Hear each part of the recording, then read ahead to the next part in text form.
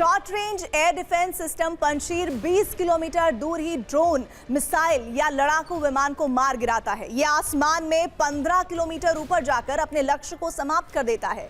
इस air defence system को जाम करना लगभग असंभव है। पंशीर पूरी तरह से ऑटोमेटिक है, यानी ये खुद ही टारगेट को ढूंढता है और उसे खत्म कर देता है। बड़ी बात यह कि पंशीर एयर डिफेंस सिस्टम युद्ध भूमि में चलते हुए भी हमला करने में सक्षम है। ये सिर्फ 5 सेकंड में 20 लक्ष्य को न सिर्फ खोज लेता है बल्कि उस पर निशाना भी साध लेता है।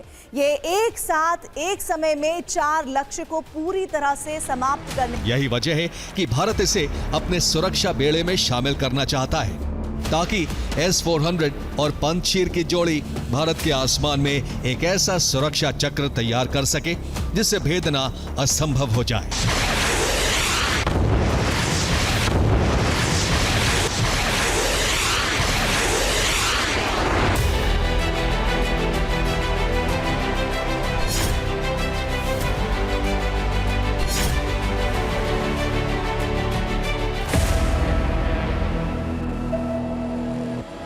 ये रूस का Su-75 checkmate stealth fighter jet है, जो अभी अपने निर्माण काल में है।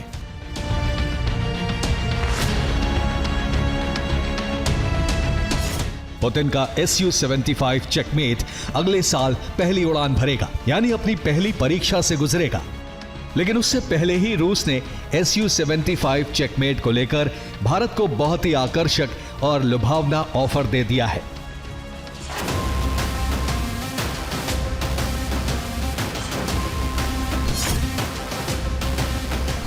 सूत्रों के मुताबिक रूस ने भारत को Su-75 खरीदने का ऑफर दिया है। अगर भारत ये लड़ाकू विमान खरीदता है तो रूस भारत को इसकी पूरी तकनीक देने को तैयार है। इतना ही नहीं, रूस भारत को इंजन कस्टमाइजेशन और निर्यात का अधिकार भी देने को राजी है। इसका मतलब यह हुआ कि Su-75 को न सिर्फ भारत में बनाया जाएगा बल्कि भारत इसे दूसरे देशों को बेच भी सकेगा। Su-57 फाइटर जेट के बाद भारत को यह रूस का दूसरा बड़ा रक्षा प्रस्ताव है। अब गेंद भारत के पाले में है कि वो किसे चुनता है, Su-57 को या फिर Su-75 चेकमेट को।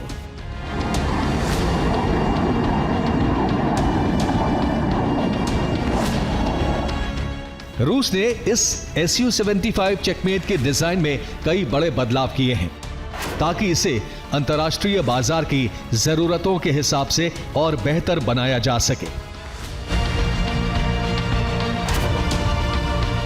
रूस ने इस लड़ाकू विमान में क्या क्या बदलाव किए हैं, अब इसे समझिए। रूस के मुताबिक 2022-23 में कई देशों से मिले सुझावों के बाद इसके डिजाइन में काफी सुधार किए गए, जिनमें बेहतर स्टेल्थ क्षमता, ज्यादा फुर्ती, उन्नत एवियोनिक सिस्टम, 5 आंतरिक हथियार बे, 11 बाहरी पॉइंट्स और कम लागत वाला ऑपरेशन सिस्टम शामिल है।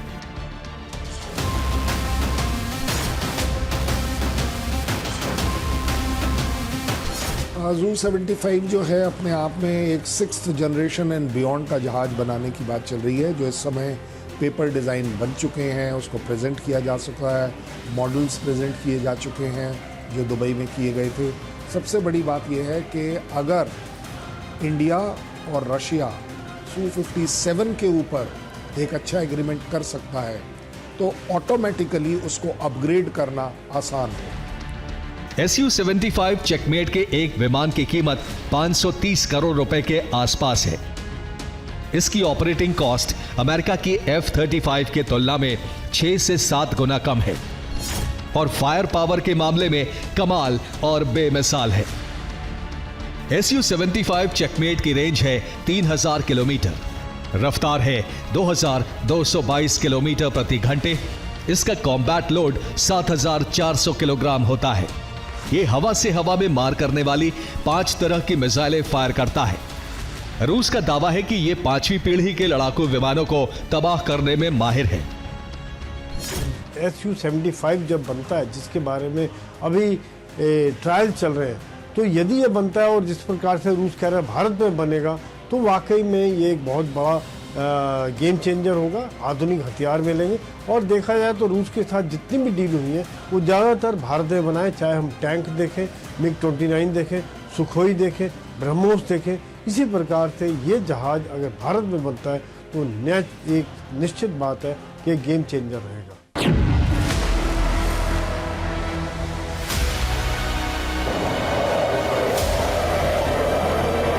सुखोई 30 MKI 2 दशकों से भारतीय वायुसेना की रीढ़।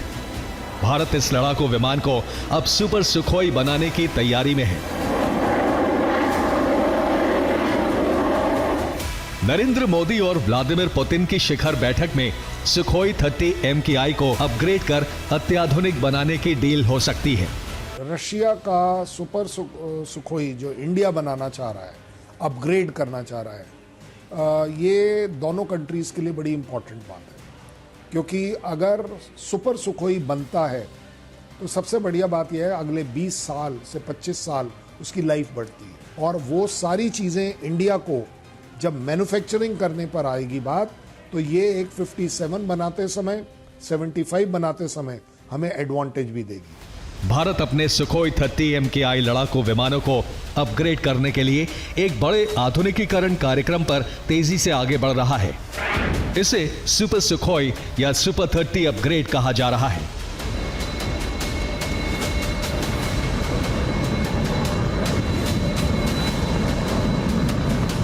सूत्रों के मुताबिक कैबिनेट कमेटी ऑन सिक्योरिटी यानी CCS जल्द ही सुखोई 30 MKI विमानों के पहले चरण के आधुनिकीकरण को मंजूरी दे सकती है।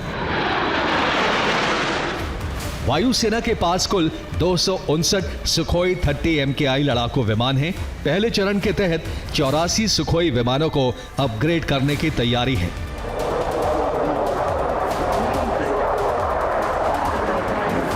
इस मेगा प्रोजेक्ट की लागत करीब 63,000 करोड़ रुपए बताई जा रही है, जिसमें एयरक्राफ्ट की उम्र को 25 से 30 साल तक बढ़ाने के लिए कई स्वदेशी तकनीक लगाई जाएंगी।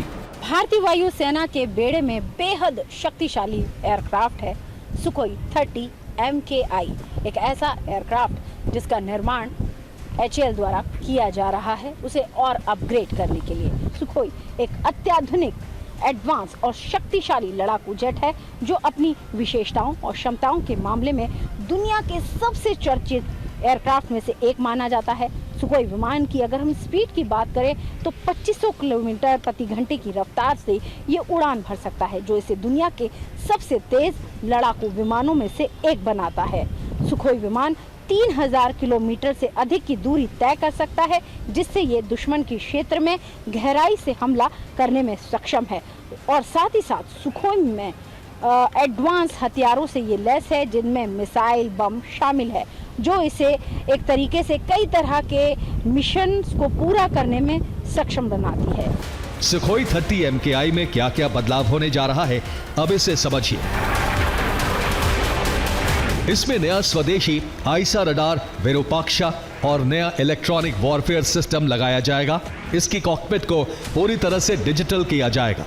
लंबी दूरी की एयर टू एयर मिसाइल अस्त्र, BrahMos ER missile, Rudram 2 anti radar missile, रूसी R-37M super long range missile. Sukhoi 30 MKI अब इन एडवांस्ड हथियारों से लैस होने जा रहा है।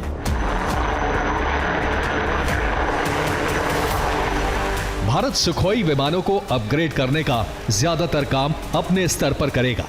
रूस तकनीक और कुछ अहम कंपोनेंट में सहायता देगा।